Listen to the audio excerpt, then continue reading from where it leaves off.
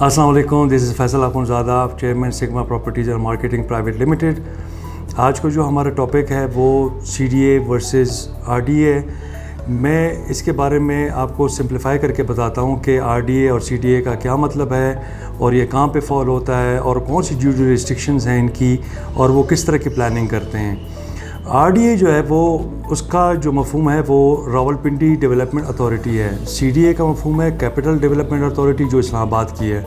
लेकिन जो इस्लामाबाद है CDA उसकी प्लानिंग सारे शहरों से मुख्तलिफ है। वो वफाक का हिस्सा है, उसके ऊपर किसी भी सूबे का जो है अपना लॉज नहीं लगते। सूबे के इस वफाक के इस कैपिटल के अपने लॉज हैं, बाई लॉज हैं और उसी को फॉलो किया जाता है। उसकी ग्रीनरी देख के, उसके रोड्स का नेटवर्क देख के उसी हिसाब से सारी चीज़ें जो है अप्रूवल में आती हैं।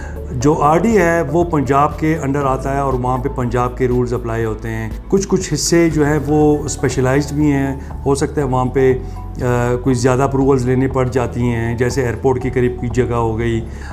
दूसरी चीज़ जो है वो ये है कि फॉर एग्ज़ाम्पल आप CDA की ज़मीन देख लें तो CDA की ज़मीन जो है वो 5 जोन के ऊपर मुश्तमिल है, जोन 1, 2, 3, 4, 5 तक।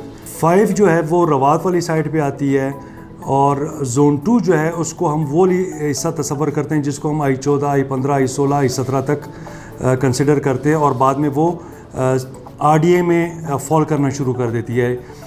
ये दोनों सिटीज़ क्योंकि ट्विन सिटीज़ हैं, मतलब आप 2 मिनट के अंदर पिंडी में चले जाते हैं और 2 मिनट के अंदर आप वापस इस्लामाबाद में फॉल करते हैं।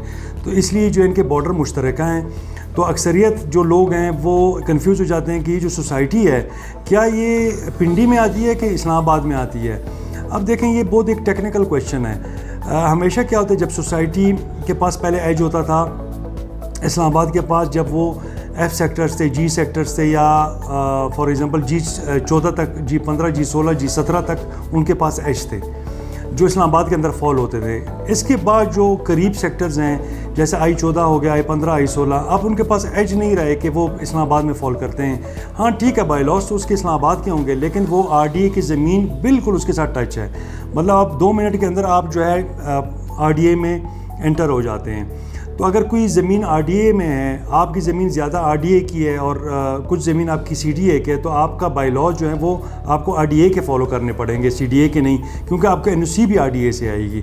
अगर आपकी ज़्यादा ज़मीन CDA में फॉल कर रही है, फॉर एग्ज़ाम्पल मैंने हज़ार कनाल के ऊपर NOC अप्लाई की हुई है और 800 या 700 उसमें CDA की है, तो मैं उसके लिए कोशिश करूँगा कि मैं CDA के बाई लॉज को फॉलो करूँ और RDA के नहीं। तो ये मिक्स ज़मीन भी होती है। आपने ये चीज़ें कुछ सोसाइटीज़ में देख भी लिया होगा कि कुछ सेक्टर्स उनके RDA में आते हैं और कुछ सेक्टर्स उनके CDA में आते हैं। तो ये इसकी सिंपल सी वो है और इसको जो है बहुत से लोग कंफ्यूज करते हैं कि फॉर एग्ज़ाम्पल आप लोगों ने बोला है कि ये इस्लामाबाद में फॉल करता है। देखें ये इस्लामाबाद में ये दोनों इतने करीब हैं कि कभी कभी हम इनको इस्लामाबाद ही बोलते हैं।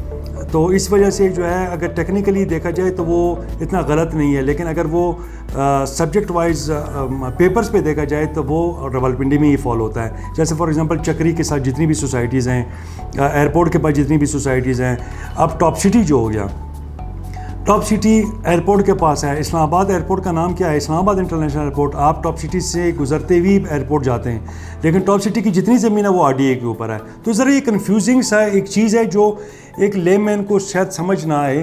तो ये मैंने इसको सिंप्लीफाई करने के लिए कोशिश की है कि जो अब एज है उस पर आप इसके ऊपर ना जाएं कि RDA में फॉल करता है कि इस्लामाबाद। सिर्फ नाम लगने से कुछ नहीं होता, सिर्फ ये देखना है कि सोसाइटी कहाँ पे फॉल कर रही है और इसके डेवलपर कौन है और कौन सी जगह स्ट्रॉन्ग है। उम्मीद करता हूँ कि आज की इस वीडियो के बाद आपको CDA वर्सेस RDA जो आपकी कन्फ्यूजन थी वो दूर हो गई होगी। इसी तरह की मज़ीद वीडियोज़ देखने के लिए हमारे चैनल को सब्सक्राइब करें।